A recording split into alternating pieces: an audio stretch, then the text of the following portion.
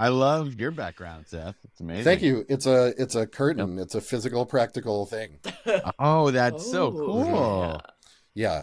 And then, is it really lighting up? Yeah, from there are behind? string lights behind it. Look at Oh my! look at me God. being That's so cute and great. decorative. Very Yeah, cute and I'm so decorative. impressed. It's nice to have tactile effects in this digital world. Well, especially with my long hair, like if I try to do the digital green screen, it just always looks like garbage. Okay. It's Okay. giving cult leader. It's giving Yeah. cult leader. It's giving Mother God on HBO, and I like Yeah, it. I don't hate that. I often tell people, like, when they comment on my beard, I'm like, yeah, I'm going for like middle-aged Jesus. Relatable Yeah, Jesus. yeah. Exactly.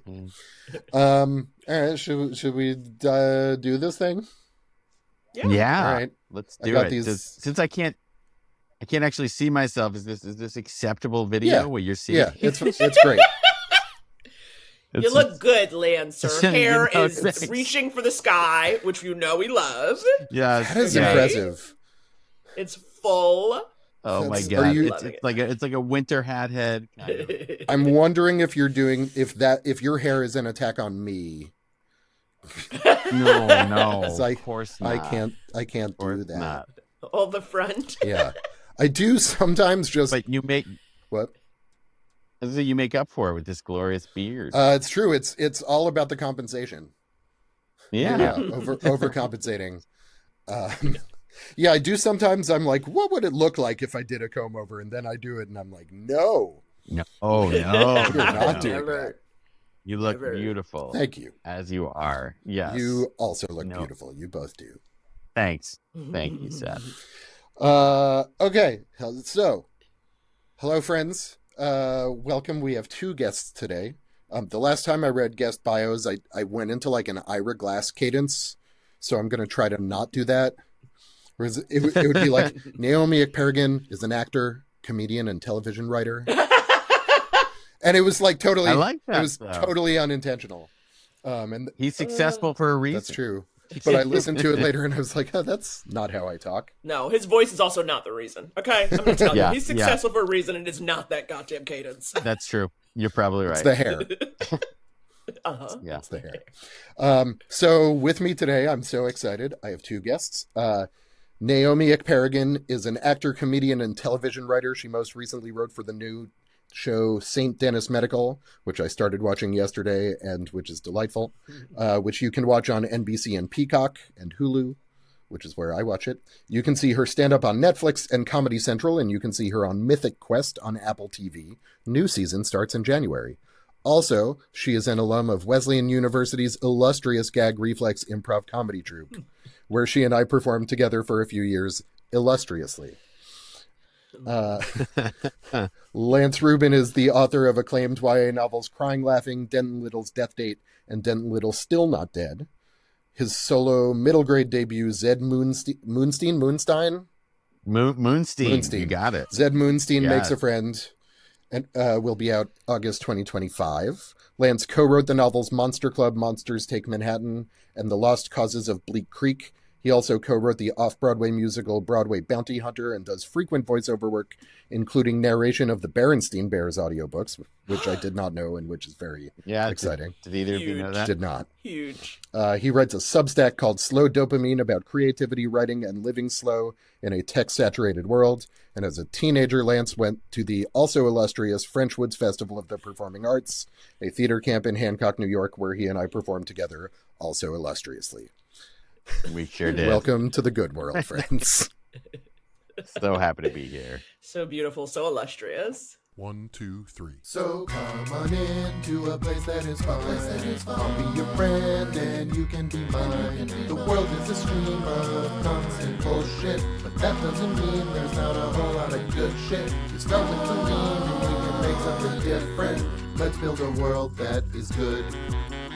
This is a show for adults. What were you going to say? Oh, I was gonna say I was Go. impressed when you said you're going to play the theme song during it. I was like, oh, it's a very official, you know. It's Play the mostly theme. a time saver. Because then Okay. I don't have to edit it back in later. Yeah, Get yeah, back in, yeah. yeah. That's great. Yeah, it's one less thing This actually feels like a good jumping off point for this conversation. Is like I have struggled a lot with the extra things that come with doing the thing. Right, I like try to record the show, but it's like you have to edit, you have to write your blurb, you have to post it and cut it into clips, all of that. And so I am curious whether for both of you, when you were I was going to say when you were starting out in your current field, but like both of you do multiple things as we saw from the bios. So I don't know, pick one. But is there like what are tedious tasks that you have had to offload, and how have you done that?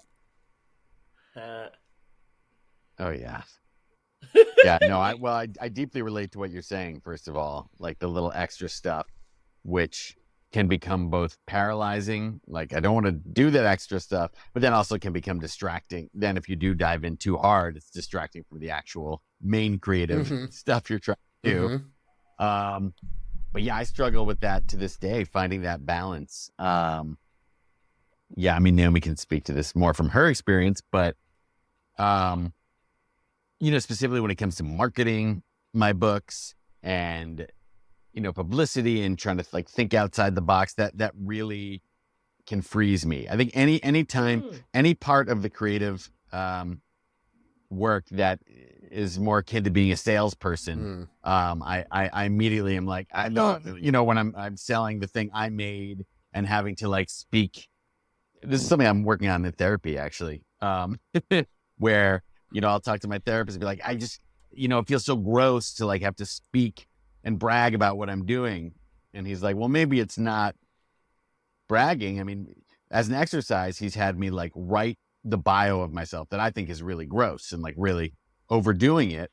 And I had done this exercise and I wrote the bio. And as I was doing it, of course, I was like, oh, this doesn't really sound like bragging. This is just like the truth of what I've done, like, but I have such a knee-jerk response to be like, oh, don't do that. And I'm sure that goes to childhood. I haven't fully picked it all apart, but I just, my instinct is never to like go into the, like, I'm bragging. Will you do this? Will you read my thing? Yeah. And even though, of course, when you're making art, like it's you're giving something to the world and hopefully they will enjoy it. Like that's what the exchange is. And, it's not arrogant to be like, oh, I made this thing that's really good. I think you might enjoy it. Please consider reading it. Nevertheless, that's always a barrier for me. This is a little different than what you're saying, but this is part of the tiny stuff connected to the creative work that I just really struggle with. Like, as you said in the bio, I have this new book coming out in August. That's my first. I've had some books that I co-wrote come out in the past few years, but that's the first book I've written solo that's coming out. So I'm really like, okay, I want to be ready to like go back out there and like promote it and do all the things. And I'm trying to get right with this part of me that's like, don't work too hard to put it in people's faces, because that's unappealing. Like that'll drive people away. I will say, though, I think it's funny. There are two thoughts I had, because I remember now, because I've known Lance Rubin, honey, since he was just pounding the pavement in NYC. Yeah, that's right. Doing these comedy shows. Honey. Yeah. Yep.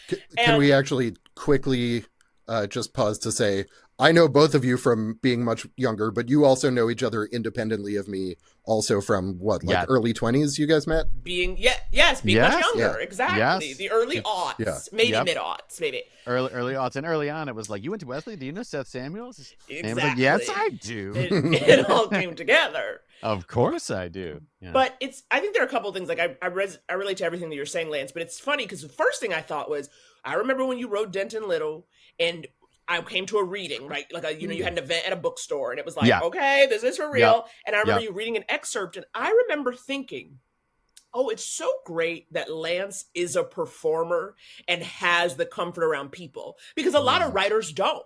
A lot of writers are made to do these talkbacks and readings and are like, I really want to be in the house with, my typewriter, like I'm Jessica Fletcher kind of energy. But it's a very contemporary reference there.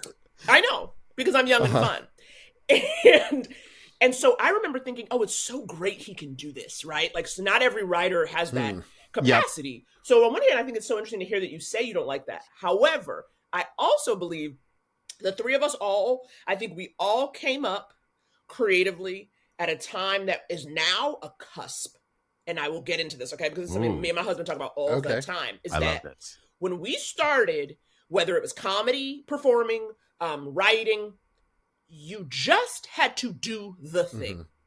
That was the work, right? The work was putting it out there, getting published in a blog, or, you know, or doing a show at midnight at UCB or any kind of thing like that. And it was that work begets more work. Yep. Then I want to say roughly 2010, maybe 2015, like it spanned some time. The work then became, how do you promote yourself? And that is not the same as doing the work.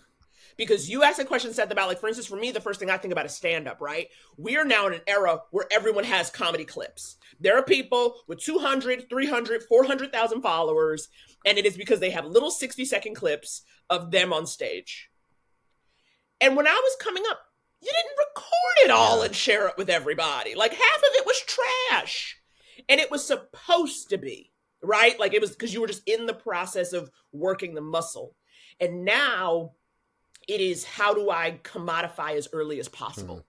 And I think that the three of us may be having started, again, we're not even old, but I just think there's been a shift in how the work comes, that, like, you kind of start commodifying yourself before you even have the product.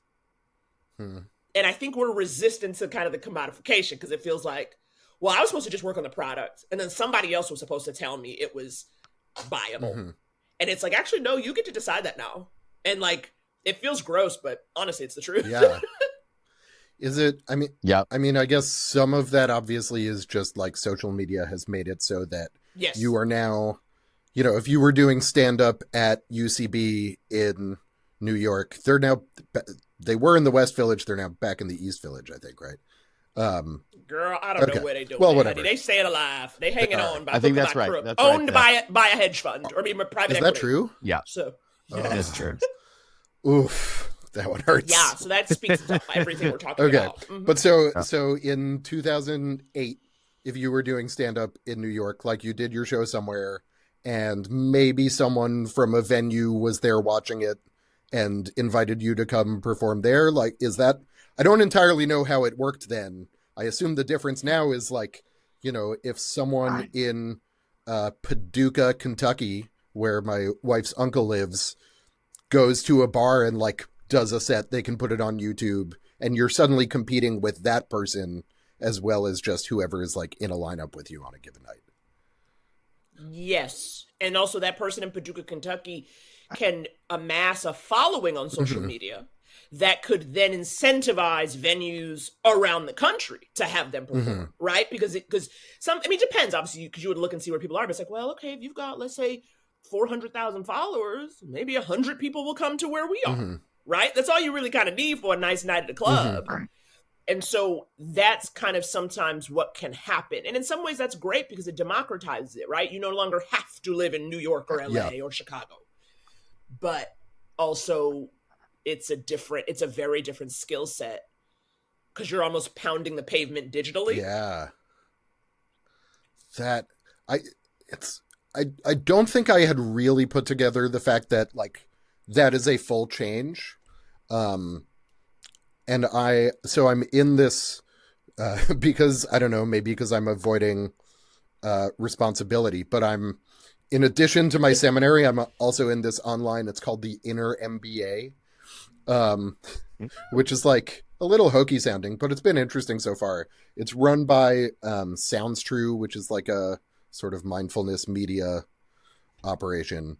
But a lot of it is talking about, like there's a whole section on getting comfortable with marketing, and not just getting comfortable with it, but, like, how to do it, and how to not feel bad doing it.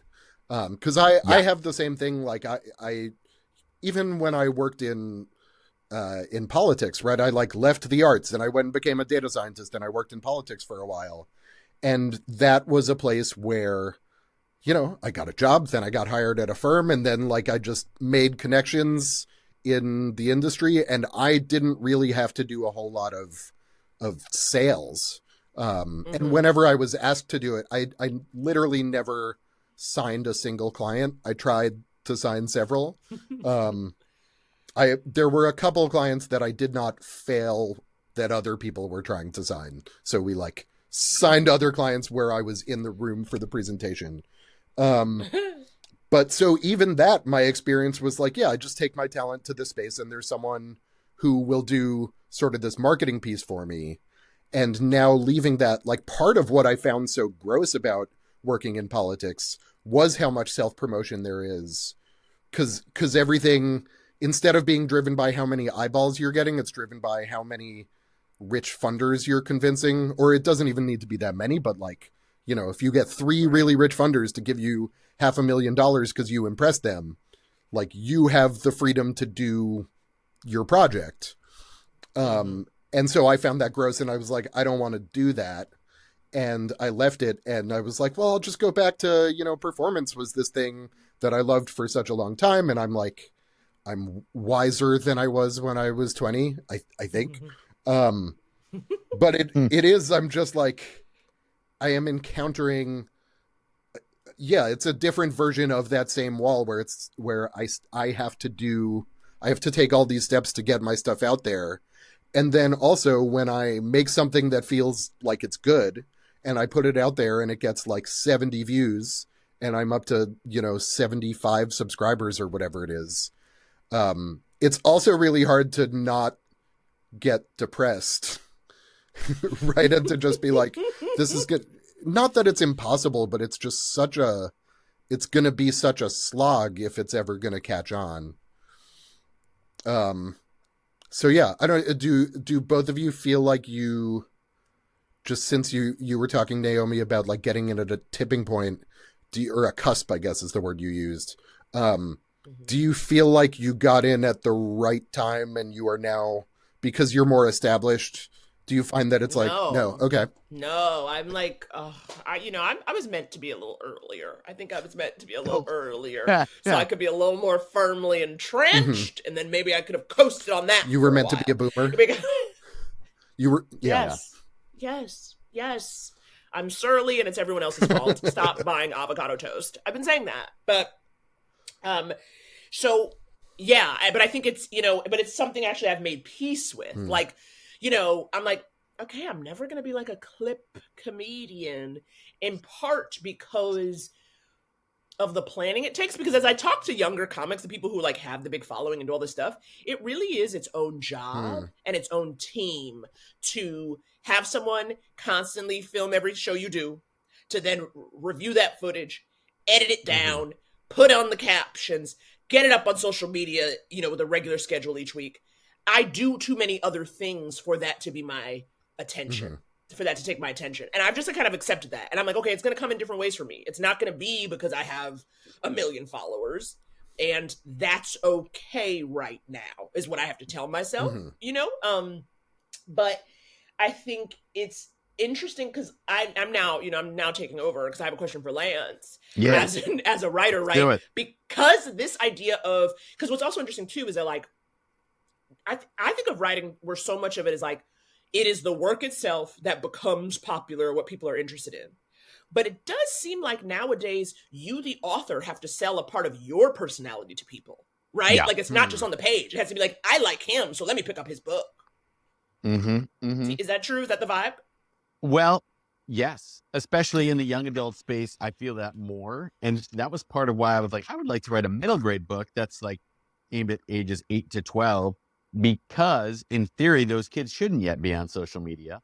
And so it's less about appealing to them and more about connecting with librarians, connecting with the bookstore owners, connecting with teachers. And for them, I feel like, well, I don't know. We'll see how it goes when the book comes out in August. I don't know if my theory of the case will be correct, but I'm hoping that it is less about me, my personality, like on, Instagram and Blue Sky now, needing to be present there, because like you're saying, making peace, I've made peace with that. It's like, I'm on Instagram to an extent, but now Instagram is not my life. My kids are not on there. I don't feel comfortable with that. They've never felt comfortable with that.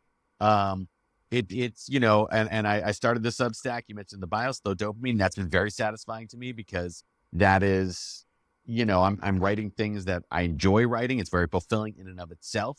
It is, connecting with people, not a huge amount of subscribers yet, like you're saying, but like it's growing and it's growing kind of consistently. And So that feels like, okay, this is how I can operate authentically in a way where I'm, maintaining a connection with people who read my books, with other people who might want to like read what I'm writing on there, but less of this kind of desperate, like just throw everything at the wall on Instagram, throw it all out there, because that is not a fulfilling process for me.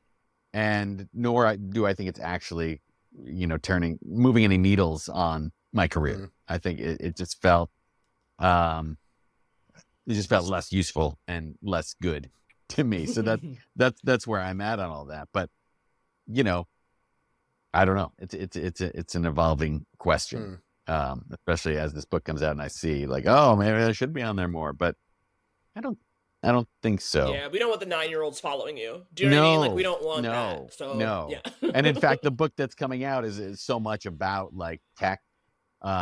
It's a kid like get this new app to make an AI best friend that I started writing in 2019, and now of course the tech has kind of like caught up with my vision of the near future. It's kind of like the now. But yeah, part of writing the book is without being overly preachy about it, because my early drafts were more preachy, but like allowing kids to like read about the tech stuff and kind of think about it more than just like, this is a device that shows me cool videos. Trying to understand the deeper underpinnings of what's going on there. And so, if that's the message of this book, I feel like going along with that, with my brand, so to speak, as much as I even want to think about that word, my brand is to not be so deep into tech, because I'm trying to show that like there is good and joy and groundedness to be found outside of all of that. Where none of that's going away. Like it should remain a tool for all of us, but we should not be the tools being used, so to speak, being used by the tech and the corporations for their ends, which is so much of what it is now for adults and kids alike. Yeah. We are all the product. We are the product. Yeah. We are the product. Yeah. So so it is a wild map and landscape to navigate, to figure out like, okay, we are the product, but like I also want my art to get out there. I want my stand-up, in Naomi's case, to get out there. You want this podcast to get out there. So it's like, what is the middle ground between just trying to use other people? Yeah. Like you take my content, help me, help the world see my content. Like how can we engage authentically and like respectfully in these spaces and try and get people to connect with our art if they'd like to. But, I think, too, that is also what keeps it. I think it was Seth, what you were saying originally, too, about this kind of being a slog. I think what you're saying about, like, authentically, Lance, is what stops it from being a slog. If you're doing it honestly and you're doing something you like, then it takes away that feeling of, like, defeat. Because there should be no defeat in doing the thing you want to be doing, yeah, that's right? true. Ideally. Yep. Like, if you're making the good world, like, of course, you're looking at the numbers. You want the subscribers to go up. But also, we're having a fulfilling connection here. And, you're going to be connected with other people, your guests. And so hopefully, the art is the fulfillment. And naturally, that kind of radiates outward and does lead to good things. But it might not always be as one-to-one connection as like, my numbers are high. Right. It's like the ripple effects are kind of not always quantifiable, but hopefully it's a fulfilling journey. Yeah. I appreciate that this has a little bit turned into both of you giving me a pep talk. Well, but I thought about it so much for ourselves. I'm sure. I will also. I mean, there's a chain of insanity. Like, I'm so sorry to cut you off, Seth, but like literally like a month or so ago, I wrote Lance being like, I have this idea. I don't know. Tell me that it can be done. It's like literally what I wanted. So it's like just funny because it's like literally I write Lance and I go, I don't know. And then Lance was like, bitch, I'm not reading this pilot. I got 12 kids to raise, but just do it. And then I said, thank you, Lance. That's right. And then you email both of us and say, let's talk about creativity. And then we come on and we go, Seth, stay in it for the long haul. Yeah. And that's the circle, babes. Yeah. That's what we do. That's true. It is. I will. So I have a couple of like disparate things to share. The first is just on the Lance, your comment about being preachy. I'm in seminary, right? Like I'm going to be ordained as a minister because I was like, I think what I'm trying to do is preaching, and that doesn't. It relates to things I've done, right? It's it's not that different from stand-up. It's just a difference in tone. But I have this little note to myself with two things that I try to remember. One is focus on being prolific, and then the other one, I don't know if you can see this, is no, you can't. There you go. Focus. Yeah. Focus on being prolific. Don't forget to be funny, because sometimes I forget that, like, the whole point of it is I don't want it to be too serious. And the other thing I was going to share, and then we can take a quick commercial break. This is very, like, comforting and affirming and all of these things for me. Like, it genuinely, I know I was joking about it being a pep talk, but also I do think I kind of needed that.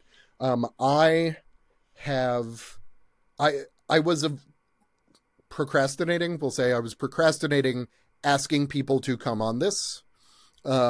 Because I was like, this is who, like, you know, Lance has a whole career with all his books. Naomi has a freaking Netflix special and, like, writes for this TV show. You were on Bob's Burgers, Naomi. That's one of my favorite things in the world. Big deal. And I'm like, big deal. they don't want to do my stupid little thing. Like, who am I? And then at a certain point I just realized, like, I'm just avoiding I'm letting the insecurity drive the bus. And yes. And first off, I was pretty sure you weren't going to say no, because, like, I'm friends with both of you and we've been friends for a long time. But also, if you did, that's okay. And there was even that moment where I didn't, like, it, you know, I think Naomi's inbox was full or whatever. Yeah, you had to ping me. Oh, no, you had to ping me. Oh, yeah, because I'm always depressed and don't want to do stuff. Oh, yeah. So when somebody asks me to do something, my impulse is like, will I be ready then? Yeah. Do you know what I mean? Like, it's not the person. It's literally like, will I be energetically prepared? Like, you kind of have to ask me to do stuff 2 to 4 days in advance. Any longer, and it's a roll of the dice because I'm too sad. Okay, that's good to know. Yeah. That is life here in 2024. Lance is so worried. Lance can't see my face, but I can see Lance's face, and he goes, "Oh, brother." I said, "Oh, Naomi, no. You sound energetically prepared right now." But I totally get it. I totally get it. Okay, we're going to take a very quick break. We will be right back. Please like and subscribe. Please like and subscribe. Please like and subscribe. Please like and subscribe. Please like and subscribe. All right, we'll fix it in post. Viewers, listeners, anybody who's out there, this is just a reminder to please hit the like button, hit the subscribe button. If you're on YouTube, hit that thumbs up. If you're listening somewhere, share it with friends if you like it. We try to have fun here. That's really all. I'm just trying to have a good time with some friends and navigate the meta crisis. Yeah. That's not a term I invented, by the way, the meta crisis, but I do like it. Yeah. Because it's, you know, it's like, is it climate change? Is it cost of living and all of that? Is it war? It's all of it. Like, it's the whole big. Yeah. Yeah. I think it's a great term. Yeah. A lot happens. Yeah. Daniel Schmachtenberger, one of those, is the guy who I at least have heard it from. Yeah. Let's see if Schmachtenberger. Yeah. Which is a great name. Yep. Naomi was on his show too. Schmachten's Burgers. Schmachten's Burgers. I had to say it. Lance. That was great. Lance. Nothing. Thank you. Here. No. Yeah. I want to bounce back a bit to something that Naomi said when you were talking about sort of when you were starting out in stand-up and, you know, 50% of what you were doing was trash and it was supposed to be, I think is what you said. Sure, yeah. And this idea, and that's something I've had to confront in doing this also. I'm sure Lance has experienced a version of it too, where it's just like, I'm making the thing to practice making the thing. I know that it's mostly not going to be very good at the outset. But there's still a feeling of rejection that comes with that, right? Sure. And I just finished reading a book that I absolutely loved. It is heavy. It's very heavy in places. It's by the author's name at the time they wrote it was Leah Vincent. They now go by Jericho Vincent, who grew up in the yeshivish Orthodox Jewish community and then sort of gradually got like pushed farther and farther away and then tried to, navigate adulthood on their own, which is a hard thing to do. But at the end of it, they talk about how their two gods now are hope and humiliation. And the hope part is obvious, but the humiliation is because if you're going to do anything authentic, you are at the very least risking humiliation, and most likely you're experiencing humiliation, and you just have to learn to navigate being humiliated in front of other people. And I really, really liked that. And, the image of a stand-up comic on stage just totally bombing is sort of the obvious one. But yeah, I'm curious if either of you like have thoughts on that, have a particular experience where you felt like you learned to navigate it, or if you feel like you still don't navigate it. That's interesting. I think that what I learned, is that I think what I've gotten, the moments I feel the most like most professional of a comic are the moments when two things. Either I feel terrible / not like performing and I'm able to perform anyway, like do it well. Like, okay, great. You've worked the muscle. That's professional. Or the moments where I have bombed and I'm okay afterwards. That's what lets me know that I'm actually farther along than I think. Because I remember the early years of stand-up, I would bomb and I would be like, I'm never getting on stage again. I would cry. That subway home was just a sad, long slog. And it would really be like, oh, you are terrible at this. And now I can have that and really go, oh, brother, that was a real doozy. And then just like go about my business, you know? And that doesn't mean that I don't think that there's something to work on, but it means that I can, what do you call it? The refractory period? Like the time between, like. Yeah, that works. The struggle. the time between the ejaculations. I'm so sorry. It's good. I'm so sorry. It's okay. The Good World is a classy audience, and I'm so sorry. The previous episode I did with guests was two of my seminary friends, and we talked about fuckability extensively. So like you were actually right on brand. You're good. Perfect. But the ability to just that's interesting, this whole idea of hope and humiliation, because it is, I think so. It's like the ability to withstand it is what I think is so important, because if you can't withstand it, you won't keep doing it. And I think, but that's also, there's something about the immediacy of live performance. I have a lot harder time with the humiliation of writing because it takes a little longer. Do you know what I mean? Like the process of bombing is like the 10 minutes that it's happening. Yeah. Whereas like the writing is like you're sitting there writing some garbaggio and then someone else has to read it, or you have to take a step back and then you reread it and go, wait, this is garbaggio. And now it's like lasted a very long time because you spend some days and weeks in delusion perhaps. And I think that's harder. Lance, speak on it. Well, yes, it does take longer, but just like with stand-up, it's just the muscle of doing it and the experience of doing it. Because when I started out, it was definitely like that terror of handing over my work and like the perfectionist in me being like, have I checked everything? And now the more books I've written, the more editors I've worked with, I understand that it's not like a test where you're trying to get 100. Like it's just not. So you're just, I've worked on it to the best of my ability. I'm not going to worry if it's perfect. Understanding that part of the collaboration is whatever my editor or whatever, my reader, if it's my wife, Katie, or someone else is going to read it. Like, of course I want them to like it. Of course I've like put a lot into this, but I also recognize like, this is how we push the ball forward. This is how we push it forward. So I'm going to probably get some criticism. People are going to point out what's not working, and that's never going to not be hard. But the more you do it, the more it's like, oh, this is just part of the thing. Like if I just hold on to this and keep it, safe in its little bubble where like only I can see it, I'm just tinkering away. Like then it's going to be years before anyone reads this. And I am ultimately. Yes, Lance, that's exactly what I'm talking about. Yeah. It's years and it sits in a box. Exactly. Wait, so can you edit like when you're writing, are you able to like, do you write and have a moment where you go, type, this is trash, but it's just trash for now? Yes. Do you know what I mean? Like you kind of know. Usually it's that. unless unless I'm revisiting something I wrote the previous day, and usually I kind of look over the past thing and I'm like, oh, that actually, I'll make this tweak here, make this tweak there. But in general, yes, when I'm drafting, as I told you in that email, I think just keep going. Understand that like the first draft especially is going to have just a lot of trash in it and you're digging around, and the digging is going to result in a lot of trash found, but then you're going to find a little like nugget of gold, and then you're going to have that as you rewrite the next draft.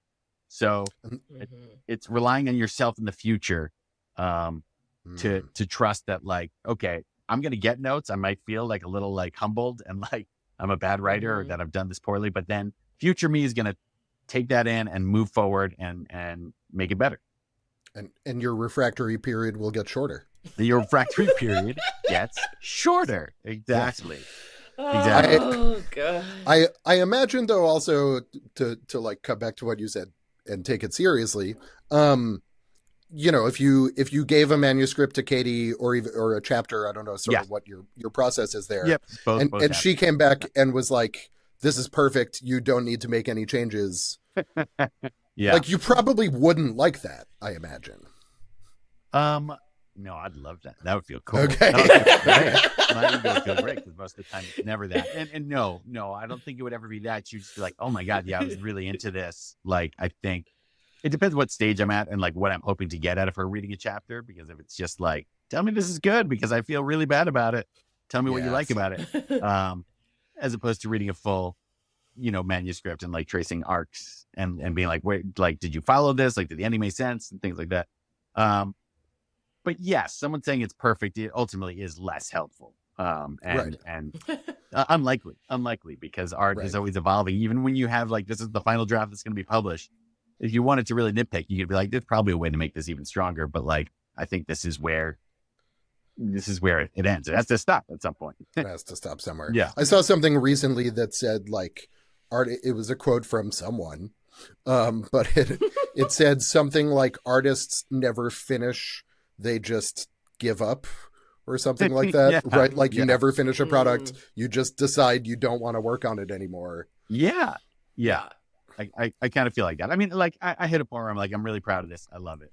But hopefully, but you could still pick it up and be like, yes, this sentence, like maybe I need to, reverse the clauses in this sentence or whatever. Right, exactly. Like, and tiny little nitpicks. I read the audiobooks, for 2 of my young adult novels. And that's a funny thing because you kind of like read for many reasons. But in regards to this, like it's 3 months before the book has kind of come out. And I'm like reading the whole thing. And I'm like, oh, reading a line here. Like, oh, I want to change that.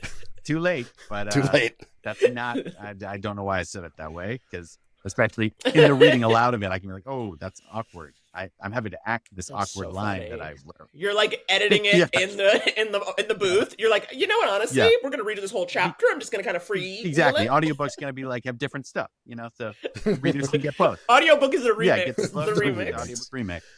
I mean, it is like something that is written for the page is slightly different than something you're like speaking aloud. I encounter that a lot with this stuff because I sometimes will pre-write things and then I'll sit down here and I'll have it on my little teleprompter and I'll be doing it and I'll be like, I'll just like edit on the fly because something is going to be super stilted if I say it. But it is interesting that in the context of the audiobook, you like have to, you're not going to be able to change the book. So you kind of have to just go with it. Yes, I you have to change your performance. Yeah. I also want to come back to something. I think both of you have sort of alluded to this in different ways. Naomi, when you were talking about bombing, it was the idea of like, I'm really bad at this. I'm never going on stage again. And Lance, you were saying with when someone reads something of yours, you want them to tell you it's good. And the thing that I think both of those are sort of alluding to indirectly is the part of us that takes our art as a reflection of us as a person, right? Like, I want you to tell me you think this is good is really just doing cover for, I want you to tell me I'm good. Yeah. Yeah. That's deep. The pregnant. Yeah. But I mean, it's true. Of course. But I do think the more I do, the more I slowly get a little more daylight between understanding like this is the art as you should. This is not me. But yeah, it's so hard, especially at the beginning of the journey. Like Naomi was saying when she would bomb early on. It's like I guess I'm not meant to do this. Like you're taking everything you do as like kind of a declaration about like, should I even be on this path at all? And once you've had some success, that those failure moments are part of it. Like that's a big part of it. But before you do, it kind of feels like, well, I just failed. Maybe I'm not meant to do this. Maybe I'm not good in this way. Yeah. Well, I was literally saying that in therapy yesterday. I was like, does the difficulty I'm having, and this for me was with regard to writing especially, I was like, well, is this difficulty, like my inability to sit down, my anxiety around it, is that proof that I shouldn't be doing it? Right? Like the thing that I'm having such a hard, like if I can't even get myself to sit or I get so scared, is that the true voice? Right? Like, is that what I should be listening to? And that's like the thing that to like, and my therapist told me no. She was like, I think it's very common for creative people to have that difficulty. So I don't think it means that you're not supposed to do Naomi, it. But it's true. Sorry. I just have to cut you off for a second. Me. Just this book I love. It has some annoying parts, but this book called The War of Art by Stephen Pressfield. My favorite thing from the book is he says, like, usually the things that you're most scared to do are the things you're most supposed to be doing. And I think, unless you're terrified to bungee jump, and I think it's okay if you don't, but especially at least go to someplace reputable. Yeah, exactly. 5 stars. I think in 4.9. And yeah, wow, 4.9. No one's perfect. In Naomi's case, I think Naomi, you're drawn to writing something a little different than what you've written before, and like something you have that's calling to you, but it's also so scary because it's a different sort of writing muscle, and it just feels like I'm not going to write this as well as I'm envisioning in my head, and that's scary. It's like I think it seems to me that that's more of what's going on here, but I don't know exactly the day-to-day of your process. Well, look, we're holding up things that we have written down. I just wrote from therapy yesterday. Can everyone see that? It says aim for mediocrity. I like and that too. Is what I have got to be doing is like sit down and write. And it's like, again, everything we're talking about, right? And we're talking about his hope and humiliation. It's like, let it be basic. Let it be basic. Yeah. And that's so true. It's hard to do that. It's like, I think all of us too, I think about, especially you guys, again, let's talk about the younger versions where it's like, y'all were like acting darlings and like comedy darlings. You started out being lauded from a young age for having something special, right? And I think, so then it's this thing of like, so it's like, that's what we want. We're chasing that. And like what you said, Seth, about like, what do we do this for? Tell me I'm good. Is like, that's what we're looking for. And so then I think, at least for me, that's what's so hard about then being basic. Because it's like, no, I'm here to be special. And it's like... I'm not here to be basic. I'm here to be special. I think that's going to be the title of this episode. I'm telling you right now. It's really true, though. And your point, Naomi, is a great one. Because I, in therapy yesterday, was telling my therapist about how... I'm in a lot of ways very fortunate, but also this creates its own problems. I don't have a lot of experience of failure, at least at things that I try to do, right? Like there were classes that I didn't get good grades in because I did not try to do well in those classes. The acting and performing and music, all of that from a young age, it was like, yeah, you're great. Keep doing it. And so confronting the idea that everyone isn't just there waiting to tell me I'm great, which as an aside is a thing that I hated. Like I actually really disliked not the sort of, compliments in general, but specifically with theater, the post theater, all your friends come and they're like, you were so great. And I'm like, you're telling me that it may be true. It may not be true. But there's just like a crowd of people waiting for me after my high school performance as Tevye in Fiddler on the Roof, or my summer camp performance as Tevye in Fiddler on the Roof. My college performance of Tevye in... They didn't, Wesleyan, Fiddler on the Roof was not our kind of musical. Right. You had a lock on that role, though, and a lot of fears of life. From an early age. All before the age of 18. And now I really have the beard, too. Yeah. Yes. You got to find a production for you. Yeah. Yeah, maybe I can find someone among the 5 Jews in Sacramento to do it. Fantastic. Yes. Yeah. I feel like there was something else I was going to say about this, and it's gone. But just that yeah. that phrase and that adoration, and then the fear of failing, and I think, can you form a narrative in your head that's like, I'm trying to fail 5 times this year, and I have to achieve the 5 failures. You know, can you flip the script that way, where it's like, maybe, yeah, this is something I found helpful when I was making calls before this election, where, you know, a lot of the calls were just not even bad experiences, just like you get the answer machine, or you get the voicemail answer machine. People don't really have those now. You get the voicemail, it's a hang up, it's a wrong number, so much of that. So it feels like, is there a point to this? But I would be like, oh, I'm just trying to hit my numbers. I want to get like 50 calls during this, 2-hour shift. Yeah. And so it's like reframes. Yeah. It's like, oh, cool, I get another tally for that wrong number, Yeah. And now amidst that, though, I'd have those 1 or 2 calls where I'm like talking to people, I'm telling them where to vote, I'm confirming where they vote. They're like, oh yeah, I am going to get out, and it's like, okay, I think I maybe made a difference for that person, and maybe they'll get out to vote. But that's amongst all these calls that are just like, what is the point? Right. So the point was me getting my 50 my 50 tallies on my piece of paper. You make your own goal. Naomi, were you about to say something there? Well, just that it reminds me, there's this woman, Jennifer Blaine, who I worked with early on when I was like, trying to pursue all this stuff. And she kind of worked with me as a coach. And her thing, she was like, it's about racking up rejection. She goes, it's about getting your no's. There's no way, especially I think, especially when it was like acting and stuff, where it's like, you're going to get 100 no's before you get your yes. And it's like, that's just part of the process. So going into an audition, going into a show where it's like, you're just racking up your rejections because there's no way around the no because there's simply too many other people. But the idea is like, you just want to keep being in that loop. You want to keep being in the mix. You want to keep having the chance to even be rejected because, now it's, I feel like a little bit sometimes, I'll be up for something, like there's stuff that I've auditioned for and then it goes to like this famous person. And of course I'm all salty, but then I'm like, you know what? If I'm even being considered alongside a famous, that, I got to be grateful for that because half the battle is just like being in the loop. And like, if I'm even in that first 100, knowing all the people out here with a dream and a skill, then I need to just be happy. You know what I mean? Can I ask who you're in competition with? Is it like Bradley Cooper? Like who's? No, but there was something. God, I can't even remember, but there was something where I was like, who booked the, like this thing? And it was like, this person who works all the time. Yeah. You know what I mean? This person who is so gifted or like, I had I don't even want to say it's fine. I feel like Seth will make it. Seth will totally make it like the fucking thumbnail lead in clip. No, even after I asked it, I was like, I actually don't like this question. so we're fine there.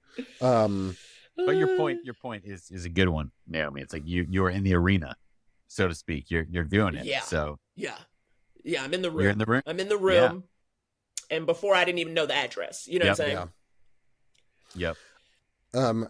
Naomi, I'm mindful that you, I believe, have a hard stop, as they say, in about 7 minutes. It's not really hard. It's more like I know my energy just peters after 60 minutes, but I don't have anywhere else to be. Okay. So, however you want to wrap it up. So. Okay. No pressure. Lance has to do work in his home. Tend to both of his 12 children. That's right. I know. I say 12, and it's like literally 2, and I just it is like 2. It's so it's many. Not 12. It's just 2. It's just 2. But, I mean, we have 2 dogs. Children. We have 2 dogs, and we joke that one of them is 5 dogs. Yeah. That's a lot. That's energy. I was going to say I showed up a little late because of my technical issues, so we can definitely go over a little bit. I mean, I am at the point where it's just really fun to talk to both of you and see your smiling faces. Yeah. I know. I feel like there was another thing that I had about, it was the like, if I'm feeling bad about this and it's so much work just to like take this step, maybe I'm not supposed to be doing this, is a thing that I have had a lot with this. And to bring it back around, it's also like, man, I'm having such a hard emotional time asking my friends to like sit down with me and have a conversation. Maybe I shouldn't be doing this. So I really, really appreciate that frame of like the thing you're avoiding is the thing that you should be doing. I find it very helpful too. I find it very helpful too, because you care about it a lot. Like, obviously, look at your amazing backdrop, you know, with the lights. Like, that is care, that is love, that is attention. You want this to be good, and it's very scary to think, what if I do it and it's not good, or what if I email Lance and Naomi and they can't do it, and you know. But if you just frame it like, okay, I love this thing and I want to get out in the world, so I'm just gonna keep sending out all the arrows, you know. And some of them are gonna hit the bullseye, and some of them are gonna miss, but like, I'm just gonna keep using those arrows. Yeah, it's a numbers game. Yep. Yeah. It's like the baby sea turtles. Like, baby sea turtles keep it existing. Like 100 of them. Yep. Most of them get eaten. 2 of them make it. Yeah, 2 of them make it. It's a very, very upbeat note to be two for lunch just now. You flew over to the beach. Baby sea turtles. You know, it's also funny, Lance, even as you were like talking about the backdrop, I was so prepared to jump in and downplay it and be like, you know, well, someone else did the art, and like all I did was take their art and then like lay some stock footage on it and use a printing service and blah blah blah. But it's like, no, stop that. I make great art. I did things. Also, I did things. You did. Yeah, you did. Exactly. And I had help. It's now also, and great art comes from collaboration. And the weird part is, to go back to being on the cusp and everything, we now live in a culture, in a world where like people are trying to get a lot without doing things. You know, it's like, so the mindset is like kind of the opposite of ours. And so we're, as far as survival of the fittest goes, I think we're not primed. We're not in a good position here. We've got just the whole society that's like, how do I scam these people? Maybe not even scam is too harsh a word. How do I do the least and get the most? Yes. How do I gain... And do it without a collective. And also do it without a collective. I think we've become so individualistic too. So it's like, I'm trying to do the least and do it alone. And it's like, okay, we're not going to be good here when the water wars. Right. And it's also like gamifying everything, right? It's like, it's just all a game, and I'm trying to figure out like, what are the 3 things I need to do to win the game? Yep. But you know, the if you read the parable of the sower, like sometimes the community people are the ones who settle into a good spot. Yes. Ooh, love that book. Very highly relevant for the moment. I need to read highly relevant. Set in 2024. Oh, I know. No. Yeah, partially. No. I think it starts in 2022 or something. No, I think it's 2024 because there was a day that started in 2024. Like, this is the day Parable of the Sower starts, and it was like, something 2024. Oh, yeah. I read it this year, but I read it early this year, so my memory is not that precise. Yeah. Well, it's very local to me because they go from LA like up past Sacramento and then out to the Sonoma coast. Oh, that's amazing. Yeah. Which is where Susie and I want to have a commune if we ever go in that direction. Ooh, I'm down for commune. Is there fresh water nearby? Yeah. There's like rivers. Okay, because I was thinking I had to go to Maine to really get some water access. You know, I've been thinking about this. I got to go to Vermont. I got to go to Maine. Like, where can I get some water? I have a friend who's moving to Minnesota. Yeah, that's good, but that's a little militia-y. So I need to go where the whites are liberal and guilty. I mean, Maine is also a little... I know, but parts of Maine. That's true. Do you know what I mean? Because like Maine is, but like I can kind of... Because remember, they've also got a lot of African refugees there. Like that's been part of their culture for many years. So I'm like, there's like a part of Maine where you could be okay. Yeah. You could be okay. And I'm like, you know, look, it's all a mix, honey, when you get up there where it's so cold and a little remote. But so cold. I got a plan. Great plan. Clearly you've thought about this a lot, and you're smart too. But to go back to just that idea, so if all these people are gonna like not really do the work and try and get by, you know, without doing any of the work, you are doing the work, we are doing the work, so let's at least, we're allowed to kind of try and get the work out there. You know, I'm saying this to myself too. Yeah, like you know, we're not trying to find a shortcut or bypass this. Is like, we are making the work, and we're worth it. We're worthy of people experiencing the work. Well, and there's an authenticity, at least in theory, and I would say this is true for both of you, and I think it's also true for me. There's like an authenticity of it you're not pretending to like your work. You're not.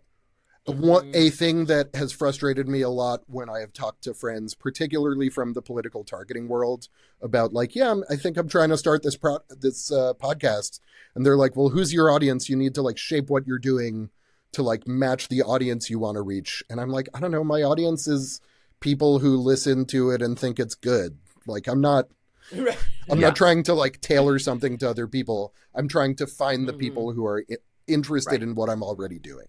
Yes. Yes. And through their feedback, then you'll adjust, or, be like, oh, people always listen to this kind of episode. Maybe I should do more episodes like that, like just a very genuine kind of like, oh, this appeals to people. This appeals to me too. Let me make more things like that. Yeah, exactly. This, I will say, like, having done a couple of these now, this is a lot more fun than ranting about whatever I sometimes rant about. Well, I love a good Seth rant too. So don't knock it. Yeah, that has not gone away. Yeah. Well, let's wrap this up. I do want to ask each of you for a source of ridiculousness in your lives. Yes. Okay. I'll say for me, I have a dog who is she has what I like to call oppositional defiant disorder. You want to walk in one direction, she want to walk in the other. You said, let's go. She said, I'm going to sit right here. And I think it's so ridiculous that an animal with no job or worries to speak of is so insistent on doing anything. Do you know what I mean? Like, she'd be like, we're not moving unless we go. I go, girl, where you gotta be? What you doing? Like, she'd be walking like, and I'm like, this is ridiculous. And then also the fact that she's also like controlling me. Like, it's ridiculous. Like, the whole thing is like, we're walking and I'm like, okay, I guess what you want to do. You know what I mean? Like, and that's crazy. She's 12 pounds. How? That's ridiculous. So very much shout out to Mabel. Yeah. She's running my life and taking all my money. I will just jump in and say we also have that problem with our younger dog. Frequently bullies us into doing what he wants because he's just very loud, and he has very sharp claws. So he like climbs on you. He's not like trying to scratch you, but he's just like, I put my paw on your face, claws first. I love you, and you're like, okay, I guess you want to go out. Exactly. Amazing. My source of ridiculousness. Well, definitely my kids. They're 10 and 7, but without going too deep into all that, I mean, I can't even like pinpoint. It's just constant ridiculousness. But another one I'm thinking of is just honestly living in New York City and living in Brooklyn. There's just like ridiculousness all around in this way that can be infuriating, but also kind of like beautiful when I think about it. And like yesterday, for example, I was trying to park the car, as I so often am. Like, just the fact that I spent so much time like looking for the right street parking is kind of ridiculous. But I ended up driving up. There was like what looked like a brown paper bag in the middle of the street, and I didn't swerve away because I was like, it's a paper bag. But like, I drove over it, and then I just was like dragging some kind of item. It was just like scraping across the street. Like, it's like, oh, what the hell is this? So I could pull over to the side. I stopped the car, kind of like look under, and there's like, I don't know what it was, like some kind of plastic Tupperware in a paper bag, but I'm like, I can't, it's perfectly centered under the car, so I can't like push it. Jesus. And I'm like, I guess I'll just drive. I'll just drive more. And so I drove more, and it was gone. But like, that's a perfect example. Like, I have like 10 of those a week, like not with driving over kids, but just like, you're forced to encounter other people's stuff and like just it's items. Yeah, their problem is your problem. Yeah. And so life is an obstacle course sometimes. Yes, exactly. So that can be insane, but I think I really love it and would miss it if I lived elsewhere and it was all just, smooth sailing. I will tell you, living elsewhere, it is not all just smooth sailing. Okay, great. It doesn't matter where you are. Yeah, it's different. It's different storms. Yeah. Susie and I were talking the other day about, I mean, first off, California freeways are like designed by someone who hates people. Because they are constantly like you're driving in, one of the 2 lanes on the highway, and you're taking the next exit, so you have to be on the right. But Yeah. before you take the exit, 3 new lanes come in, and you have to cross all 3 lanes Oh, I hate in like 30 Uh-huh. seconds to get to your exit. yes. And Yeah. here in Sacramento, on top of that, there's like major construction on sort of our major, like both of our major highways. And so the traffic pattern will, like, one day you'll be driving and it'll just be, oh, now that lane doesn't exist and this lane does. Or like now Yeah. there's a divider. And so Susie and I were likening Right. it to Mario Kart, because it's just like there are constant obstacles. Yeah. Yeah. Banana Yeah. peels. Ugh. Banana God, peels, life Shells. is so turtle much shells. work. Yeah. Yeah. All right, I'm gonna play us out with my little uke. Oh, that's wonderful. Well, thank you, friends, Naomi and Lance, for your visit today. Now it's time we all go on our way. The world will still be insane tomorrow, but don't let that fill your heart with sorrow. You can thrive in a desert, just ask Saguaro. Please give to my Patreon. Capitalism is fun. Let's build a world that is good. This is a show for adults. Thank you, friends. I love that song. Thank you. It's a riff on the theme song that you'll get to hear later. Yeah. I love you both so much. Gorgeous. I'm so grateful to have you both here. And Love you. This Yeah. was I love this you. was It was so good to talk to you. so both. delightful to Y'all talk the with you. best. Naomi, I'm sorry I can't see you, but I've been picturing. I know, but don't worry. I'm looking great. You So are- Don't worry about it. I'll send you a pic. I meant to say something earlier and then I forgot, but that shirt is incredible.